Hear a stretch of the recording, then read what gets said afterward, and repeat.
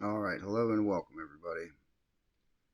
Today we're going to be going over two different videos uh, where they're literally the first step of them trying to take our guns, or at least making us not be able to afford to have them. High speed. Insurance for gun owners being considered at the state capitol. The Democratic bill cleared its first hurdle tonight, passing out of the House committee. WSM's Colette Bordelon live outside the Capitol and talked to both sides of people on this bill. And Colette, it just narrowly passed tonight.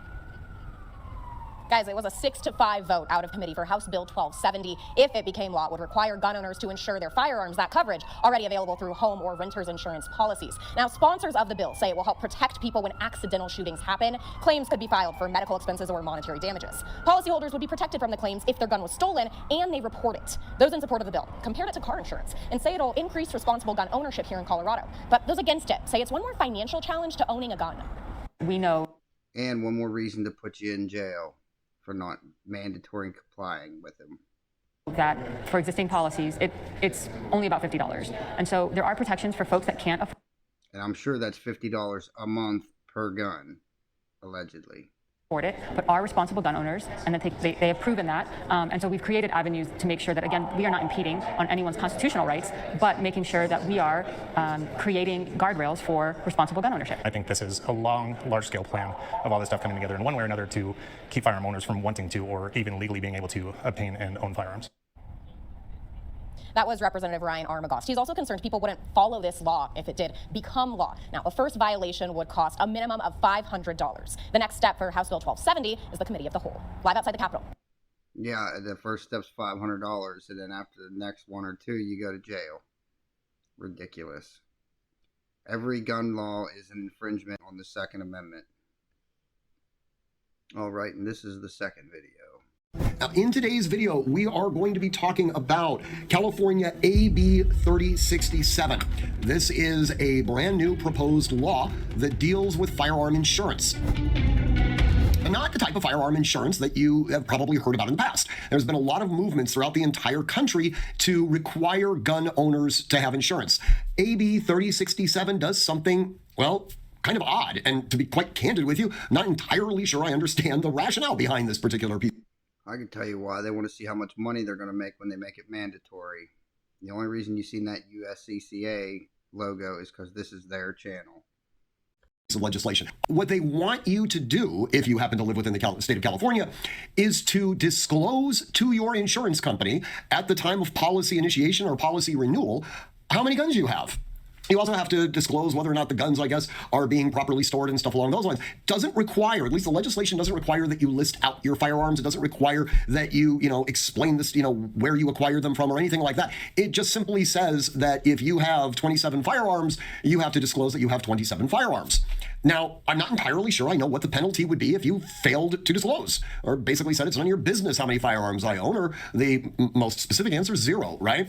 But apparently, the insurance companies, having accumulated all of this data, would then report this number to, and apparently it's an aggregate number. They're not reporting that Stephen Lieberman owns 728, firearms, right? They're simply saying that our policy holders, this reporting cycle, are formally announcing that they have 27 million firearms. Okay, they are then supposed to report this to the California Insurance Commissioner along with to the California legislature.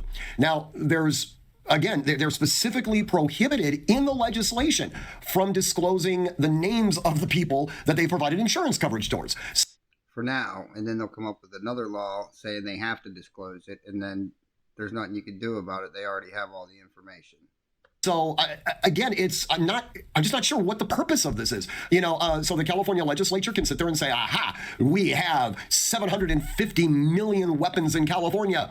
Oh, but you know what? Pursuant to our other legislation, we've only registered annually 250,000. Okay, so what are you going to do about that, right? I mean, if anything, it might be somewhat of an uncomfortable number for the California legislature to actually get when they realize that, oh my God, all of our constituents are actually owning firearms, right? So again, I don't know what the logic of this is, other than potentially to create a chilling effect. And that, honestly, is probably what the underlying rationale is. Okay, most people aren't going to take the time to read through the code section. Okay, what they're going to hear is from their buddy who, says that they know a lot about gun laws, who say, oh yeah, well, if you buy a gun, then you're going to have to report it to your insurance company, and then your insurance company is going to report back to the state of California. And raise your price. And then this individual says, well, I don't want the state of California to know about this, so I'm just simply not going to buy a gun, unaware that there's multiple other processes involved where the state of California could come to understand that this person does in fact own a firearm. I don't know that this is necessarily unconstitutional on its face. Probably is. I mean, it probably falls outside the scope of a Bruin analysis. Thing is, it really doesn't apply to people. Okay, it's not requiring individuals to do anything. It actually is a piece of legislation that requires insurance companies to perform some sort of act. So, and insurance companies don't have a second. Yeah, but then if something happens and somebody breaks in your house, you don't report it. Somebody breaks in your house, you shoot them, and then the insurance company is going to say they're not liable for anything because you didn't have the gun registered, or a hunting accident or anything. They won't no longer cover you. I'd say that's the gimmick. Amendment right. So again, I'm not entirely sure what the logic was on this, but as this fleshes out, I'm sure we'll learn more, and I'm sure that in the comment section you will all educate me as to what the real intended purpose of this is. Anyways, guys, as always, if you'd like to email me directly, please do. My email address is steven@artemishq.com. As always, train constantly, train consistently, train repetitively, and train with purpose. Above. All right, that's all he really says that's important. All right, if you like it, like it. If you like it a lot, subscribe. This is going to be high-speed news. Till the next time, y'all have a good one.